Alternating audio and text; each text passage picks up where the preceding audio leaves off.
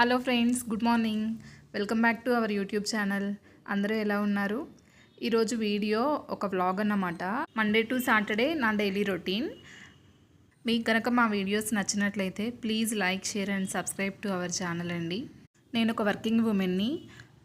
Monday to Saturday daily ఆఫీస్కి అయితే వెళ్ళాలి. సండే ఒక్కరోజే మాకు వీక్ ఆఫ్ ఉంటుంది. మార్నింగ్ లేచినప్పటి నుంచి ఒక్క క్షణం కూడా కూర్చోడానికి టైం అయితే కుదరదు. లేవగానే ఫస్ట్ బ్రష్ చేసి నా డేని అయితే స్టార్ట్ చేస్తాను. పెళ్ళికి ముందు నేను హాస్టల్లో ఉండేదాన్ని. హాస్టల్ లైఫ్ అంటే అందరికీ తెలిసిందే కదా. లేచి ఫ్రెష్ అయ్యి బాక్స్ పెట్టుకొని టిఫిన్ చేసి వెళ్ళేవాళ్ళం ఆఫీస్కి. తర్వాత ఇంట్లో ఉన్నా కూడా నేను ఒక పని అయితే చేసేదాన్ని కాదు. ఎప్పుడో 8:30కి లేచేదాన్ని. మా అమ్మ కూడా లేపేది కాదు. నేను లేచేటప్పటికే మా అమ్మ అన్ని పనులు చేసేసుకొని టిఫిన్ రెడీగా పెట్టేది. మోస్ట్లీ అందరు ఆడపిల్లల లైఫ్ ఇలాగే ఉంటుందనుకుంటా. మా అమ్మని చూస్తే నాకు అనిపించేది, ఈమె ఎలా ఇన్ని పనులు చేయగలుగుతుందా అని చెప్పి. మాకు ఇంకా గేదెలు కూడా ఉన్నాయి. గేదెల దగ్గర పని చేసుకొని ఇంట్లో పని చేసి పొలానికి వెళ్ళి మళ్ళీ సాయంత్రం వచ్చి మళ్ళీ ఇంట్లో పని చేసుకొని రెస్టే ఉండేది కాదు. ఆమెను చూస్తే అనిపించేది, అమ్మో నేను ఇలా చేయగలనా అసలు పని అని చెప్పి. కానీ ఇప్పుడు అర్థమవుతుంది, ఆమెలా కాకపోయినా ఆమెలో ఒక 50% పని అయినా చేయగలుగుతున్నాను. మన అమ్మలాగైతే మనం ఎప్పటికీ చేయలేమేమో పనులు. అందరు గిన్నెలు నైటే కడిగి పెట్టేసుకుంటారు. నాకు మాత్రం అలవాటు ఉండదు, ఎప్పుడు వస్తుందో కానీ. ఇంకా మార్నింగ్ లేచి ఇలా తిప్పలు పడతా ఉంటాను, అమ్మో టైం అయిపోతుందని. నిజంగా అండి, పెళ్ళికి ముందు అసలు నేను ఒక్క పని కూడా చేసేదాన్ని కాదు. ఇప్పుడు నన్ను నేను తలుచుకుంటే అనిపిస్తుంది, నేనేనా అసలు ఇన్ని పనులు చేస్తుందని చెప్పి. అసలు వంటలు కూడా చేయటం వచ్చేది కాదు. అప్పుడంటే చేసి పెట్టడానికి అమ్మలు ఉంటారు కాబట్టి మనం ఏం పనులు నేర్చుకోము. పెళ్ళయ్యాక అత్తలకు కూడా మనమే వండి పెట్టాలి కాబట్టి పనులు నేర్చుకోక తప్పదు. ఏ అమ్మాయి లైఫ్ అయినా ఇలాగే ఉంటుంది అనుకోండి. జాబ్ చేసినా చేయకపోయినా ఇంట్లో పని, వంట పని అయితే మనమే చేసుకోవాలి. ఆరోగ్యం బాగాలేకపోయినా బాగున్నా, సంతోషంగా ఉన్నా బాధగా ఉన్నా ఈ పని అయితే మనకు తప్పదు. అలా అని మేమేమి హోటళ్ళకి వెళ్ళి తింటాం, ఫుడ్ ఆర్డర్లు పెట్టుకొని తింటాం అలా అయితే చేయను. మాదొక మిడిల్ క్లాస్ ఫ్యామిలీ, అందుకు తగ్గట్టుగానే మేము ఉంటాము. అందులో మరీ నేనైతే బడ్జెట్ పద్మనాభం టైప్ అన్నమాట. అన్నీ లెక్కలేస్తూ ఉంటా. నాకు రివర్స్లో మా వారు ఉన్నారనుకోండి అన్నీ ఖర్చు పెట్టడానికి. బయట ఒక టిఫిన్ తినాలంటే 40 రూపీస్ అయితే ఆ 40 రూపీస్కి కేజీ చపాతీ పిండి వస్తుంది. ఇంట్లోనే చక్కగా ప్రిపేర్ చేసుకొని తినొచ్చు అని చెప్పి అనుకునే టైప్ నేను. సో బయట టిఫిన్స్ని, బయట ఫుడ్ని ఎంటర్టైన్ చేయకపోవడానికి మెయిన్ రీజన్ హెల్త్ పాడైపోయిద్దని కాదు, ఖర్చు ఎక్కువైద్దని. నాలాగా మీలో కూడా చాలామంది ఉండే ఉంటారు కదా. మిడిల్ క్లాస్ లైఫ్ అంతే ఇంతే. ఇది కూడా ఒక అందుకు మంచిదేలేండి. ఖర్చు తగ్గుతుంది, ఇంట్లోనే హెల్దీ ఫుడ్ ప్రిపేర్ చేసుకోగలుగుతాము, మన బద్ధకం కూడా తగ్గిపోతుంది. చిన్నప్పుడు మా పేరెంట్స్ అయితే సంక్రాంతి పండగకి ఒక జత బట్టలు తీసుకొచ్చేవాళ్ళు. ఇంకా అదే బట్టలతో ఉండేవాళ్ళం మేమైతే. ఆ సంక్రాంతికి తెచ్చిన బట్టలు మళ్ళీ నెక్స్ట్ ఇయర్ సంక్రాంతికి వేసుకునే వాళ్ళం. ఇక స్కూల్కి అయితే యూనిఫామ్లో వెళ్ళే వాళ్ళం. ఇక ఫ్రైడే రోజు ముందు సంక్రాంతికి తెచ్చిన బట్టలు ఆ ముందు సంక్రాంతి రోజు తెచ్చిన బట్టలు వేసుకొని వెళ్ళే వాళ్ళము. అప్పట్లో సంక్రాంతి అంటే కొత్త బట్టలు అనే తెలుసు మాకు. ఇక ఇప్పుడు బట్టలు కొనాలంటే ఏ పండగలు అవసరం లేదు, ఎప్పుడు కావాలంటే అప్పుడు కొనుక్కుంటున్నాము. మన పిల్లలకైతే ఇన్ని బట్టలు కొంటున్నాము. అంతేలేండి, మనం అలా ఉన్నామని మన పిల్లలు కూడా ఉండాలని లేదు కదా. ఇక నేను గిన్నెలు కడిగేసుకొని ఇలా ఈ బండంతా శుభ్రంగా కడుక్కున్నాను. స్టవ్ బండ శుభ్రం చేసుకున్నాను. అప్పుడు కానీ నా మైండ్ రిలీఫ్ అవ్వదు. ఈ పని అంతా చేయడానికే నాకు ఒక 1/2 అవర్ టైం పట్టింది. ఇక ఇక్కడ అన్ని గదులు ఊడ్చుకుంటున్నాను, ఒక్కొక్క గది క్లీన్ చేసుకుంటున్నాను. మేము ఉండే ఇంట్లో మొత్తం 5 గదులు ఉంటాయండి, పెద్ద గదులు. ఒక గదిలో దేవుడి పటాలు అవి పెడతాము, తర్వాత హాల్, తర్వాత వంటగది, మళ్ళీ హాల్కి ఆపోజిట్లోనే ఒక బెడ్రూమ్ ఉంటుంది, వంటగదికి ఆపోజిట్లో ఒక బెడ్రూమ్ ఉంటుంది. ఇక డైలీ మార్నింగ్ పూజ అయితే చేసుకుంటాను నేను. ఇలా ఊడ్చుకున్న తర్వాత దేవుడి గది శుభ్రం చేసుకొని ఫ్రెష్ అయ్యి స్నానం చేసి వచ్చి పూజ అయితే చేసుకుంటాను. మార్నింగ్ కుదిరితే మార్నింగ్ లేదా ఈవినింగ్ ఎప్పుడో ఒక పూట అయితే చేస్తాను. ఒకవేళ నాకు కుదరకపోయినా మా హస్బెండ్ అయినా చేస్తారు. ఈరోజు మా హస్బెండ్ లేరు, ఊరెళ్ళారు వేరే పని మీద. నేను ఒక్కదాన్నే ఉన్నాను. సో అందుకే అన్ని పనులు త్వరగా చేసుకుంటున్నాను. మా హస్బెండ్ ఉంటే నాకు కొంచెం హెల్ప్ చేస్తారు. ఇక స్నానానికి వెళ్ళే ముందు రైస్ కడిగి పెడదాము, అదే ఉడుకుతుందని చెప్పి ఇక్కడ రైస్ అయితే కడుగుతున్నాను. ఆ రైస్ నేను రైస్ కుక్కర్లో పెట్టేస్తాను. ఇక వేరే పనులు చేసుకునేటప్పటికి అదే ఉడికిపోతుంది.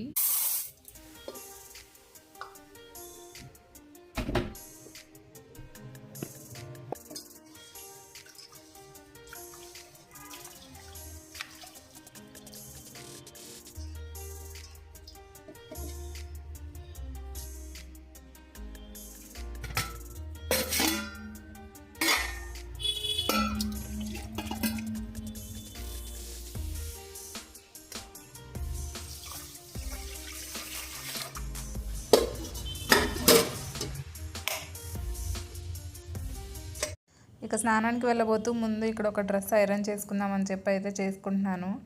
నాకు ఐరన్ చేసుకోవడం అయితే అసలు రాదు, ఎప్పుడు మా హస్బెండే చేస్తారు. ఇంక అతను లేరు కదా, తప్పదు, చేసుకుంటున్నాను నేనే ఏదో వచ్చి రానట్లుగా. బట్టలు నిన్న మార్నింగ్ వాషింగ్ మిషన్లో వేసాను, అవి మార్నింగే తీసి అలా టబ్లో పడేసాను, మడతేయలేదు కూడా. నాకు ఎందుకో బట్టలు మడతేయడానికి అస్సలు ఇంట్రెస్ట్ రాదండి, ఎందుకో అర్థమే కాదు. ఆరిపోయిన వెంటనే తీసి అలా టబ్లో పడేస్తాను. ఇంట్లో ఎంత పనైనా చేస్తాను కానీ బట్టలు మాత్రం నేను మడతేయలేను, ఏంటో మరి నాకు అర్థమే కాదు. ఇంకెప్పటికో మా హస్బెండ్ తిట్టగా ఎప్పటికో మడతేస్తాను. ఇక స్నానం చేసి వచ్చి ఇక్కడైతే రెడీ అవుతున్నాను. నా జుట్టు ఒకప్పుడు చాలా పొడుగ్గా ఉండేది, లావుగా కూడా ఉండేదండి, చాలా ఊడిపోయింది. మా పాప పుట్టాక ఇంకా ఊడిపోయింది. పొడుగైతే ఉంటుంది కానీ ఒత్తుగా ఉండట్లేదు. అందుకని నేను ఒక జాన వరకు జుట్టు కట్ చేశాను కింద. జుట్టు పెరగడం అయితే నాకు పెరుగుతుంది త్వరగానే, కాకపోతే చాలా సన్నగా ఉంది, అందుకని కట్ చేయాల్సి వచ్చింది.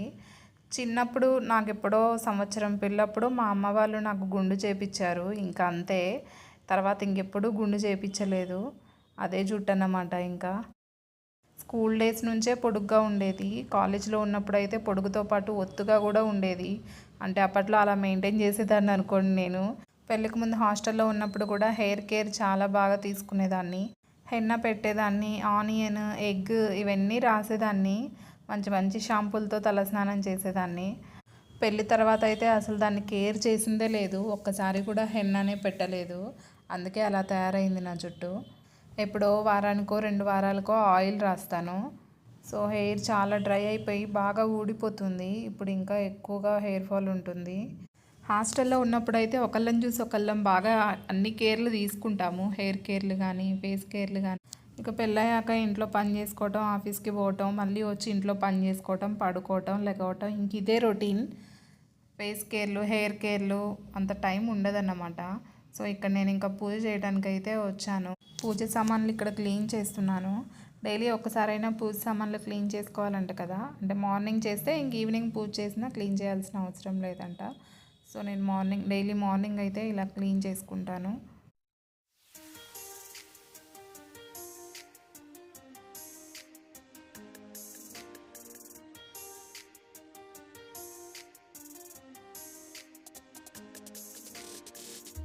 ఇక పూజ కంప్లీట్ చేసుకొని వంటగదిలోకి అయితే వచ్చాను వంట చేసుకోవడానికి. మా గ్యాస్ అయితే అయిపోయి కూడా 1 వీక్ అయిపోయింది. బుక్ చేసాం కానీ ఇంకా రాలేదు. నాకు అసలు వంట చేయాలంటేనే నాకు చాలా తలనొప్పిగా ఉంటుంది. ఇంకెలాగో ఇండక్షన్ స్టవ్ ఉంది, దాని మీదే వంట చేయాల్సి వస్తుంది.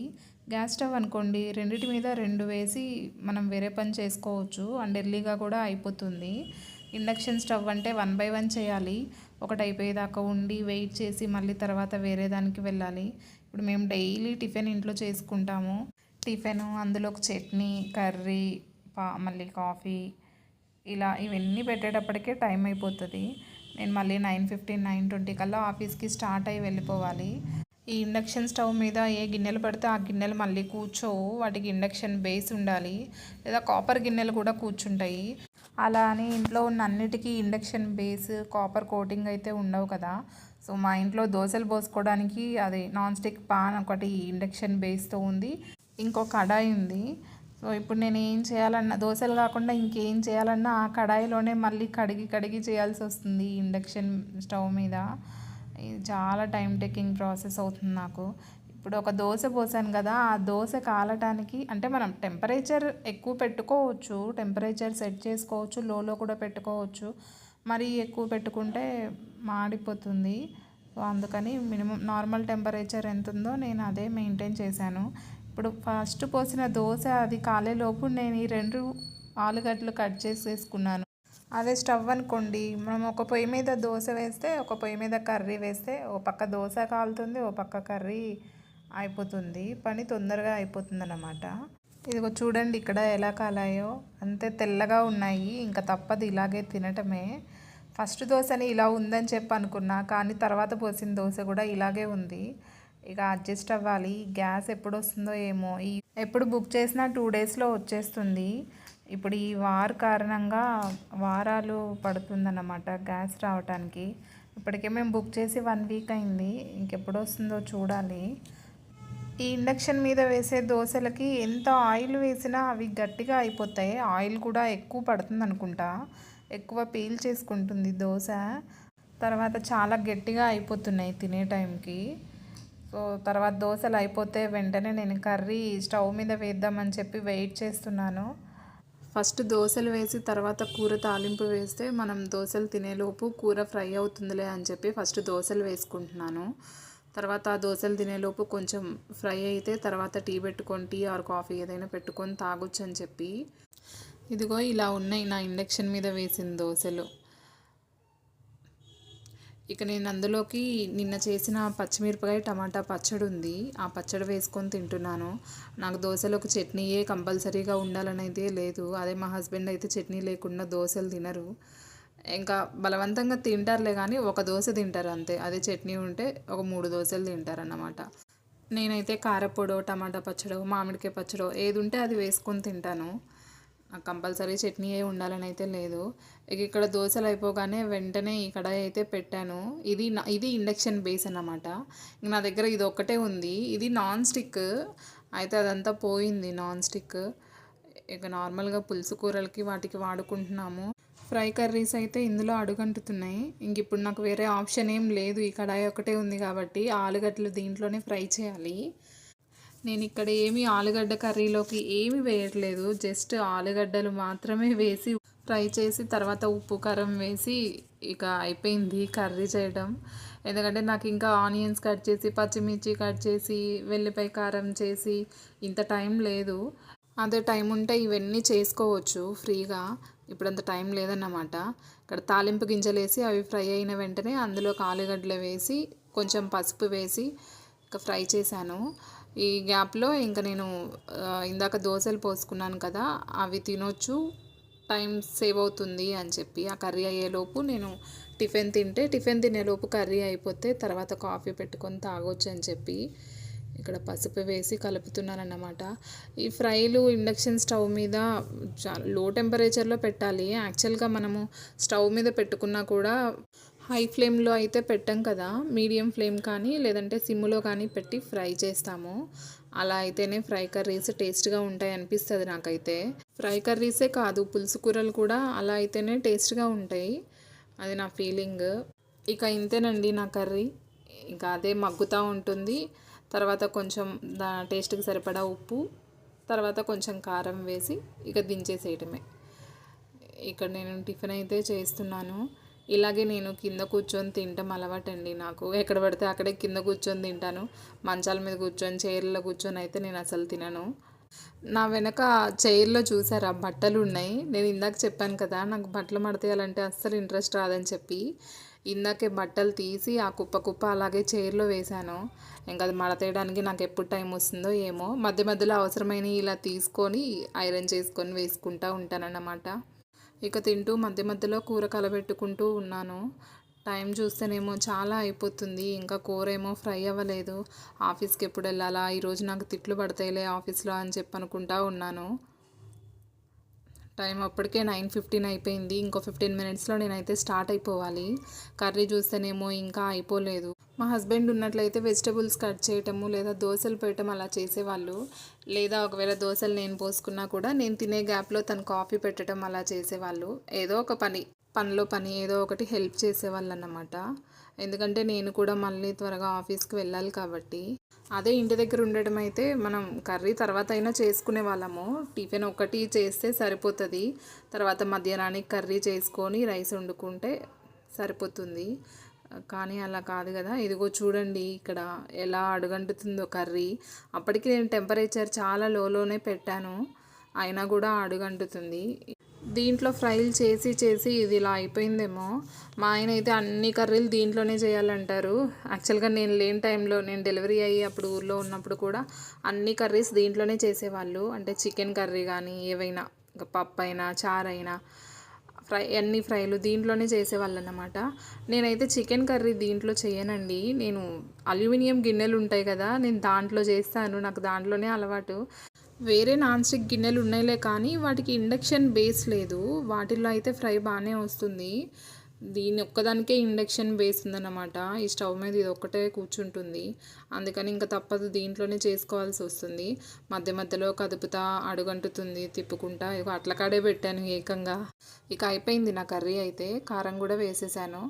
ఇంకా కొద్దిసేపు కలుపుకొని కొంచెం కొత్తిమీర చల్లుకొని ఇంకా దించేసుకోవటమే.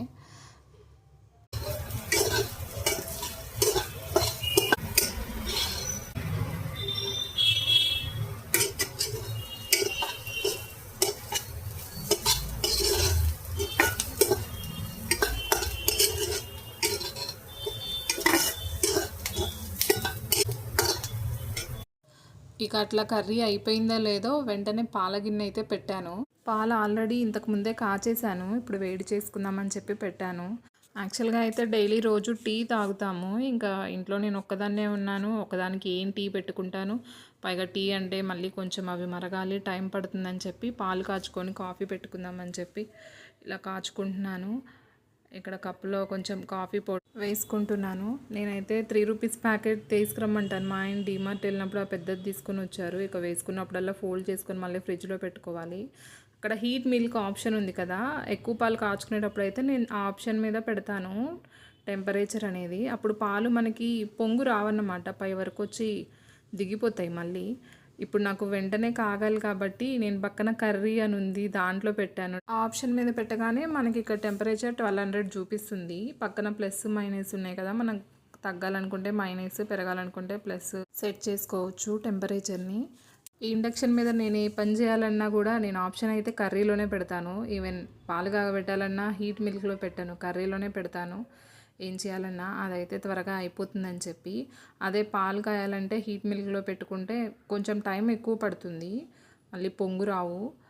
సో ఇక్కడ నేను పని అయిపోగానే నాకు కొంచెం చాదస్తాం అన్నమాట. ఆ స్విచ్ బోర్డుకున్న ప్లగ్ కూడా తీసేస్తాను. మా ఆయన తిడుతూ ఉంటాడు, నీ చాదస్తాం నువ్వు అని చెప్పి. ఎందుకో కొన్ని ఐరన్ చేసినా కూడా ఐరన్ బాక్స్ ప్లగ్తో సహా పీకేస్తాను. పీకటం వల్ల బ్యాడ్ అయితే ఏముండదు కదా, గుడ్డే కానీ దానికి ఎందుకు తిడతాడో నాకైతే అర్థం కాదు.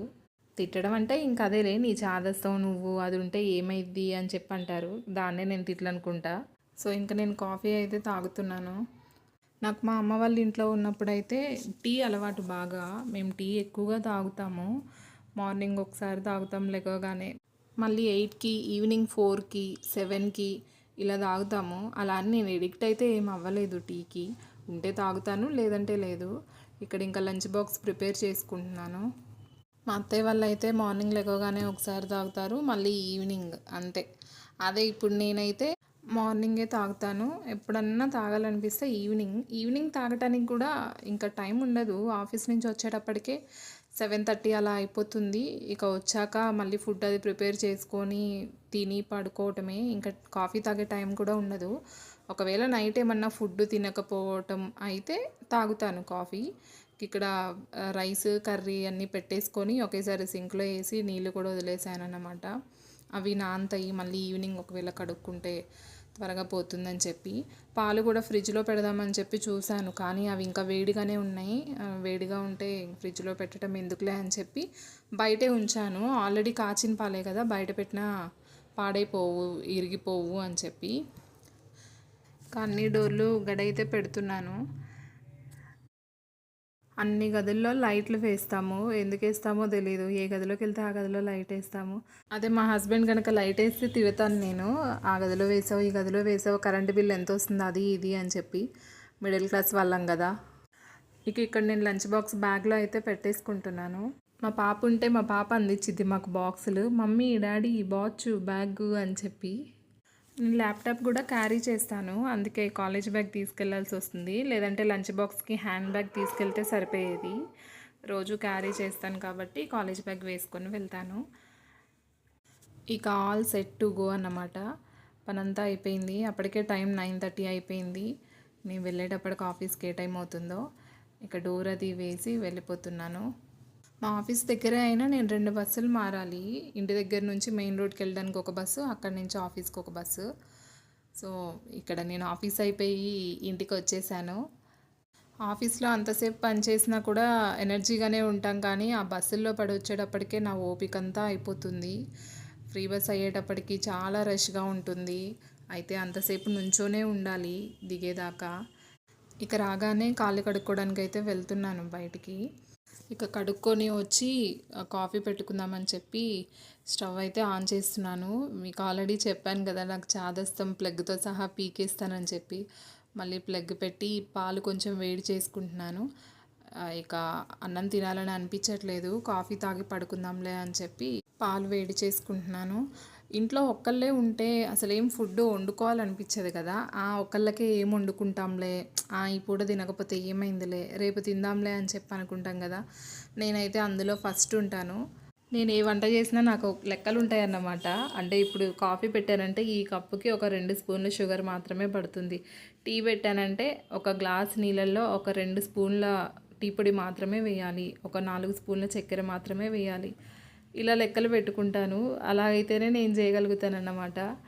అంత ఎక్స్పర్ట్ అయితే కాదు, ఏదో చేస్తాను. మా ఫ్యామిలీ వరకు అయితే చేయగలుగుతాను. ఒక ఇద్దరికి నలుగురికి మ్యాక్సిమం అయితే చేయగలుగుతాను. అంతకు మించి ఎక్కువ మందికి వండడం అయితే నా వల్ల కాదు. ఏదో చేస్తాను కానీ పర్లేదు, నాట్ బ్యాడ్ అని చెప్పొచ్చు. ఇక ఈ గిన్నెలో ఇప్పటికీ 4 సార్లు కాగబెట్టుంటాను పాలు, కాఫీ కలుపుకోవడానికి అని చెప్పి. అందుకే ఆ గిన్నె అలా అయిపోయింది. ఇక దాని నిండా నీళ్ళు వదిలేసాను నానిద్దని చెప్పి. ఇక ఆల్రెడీ చెప్పినట్లుగానే ఆ గిన్నెలన్నీ ఇంకా రేపు మార్నింగ్ మాత్రమే కడుగుతాను నేను. ఇక అదొక అలవాటు అయిపోయింది. ఇక ఇంతేనండి ఈరోజు వ్లాగ్. మీకు కనుక నా వీడియో నచ్చినట్లయితే please like, share and subscribe to our channel అండి. ప్లీజ్ సపోర్ట్ చేయండి friends. Thank you for watching. Bye friends.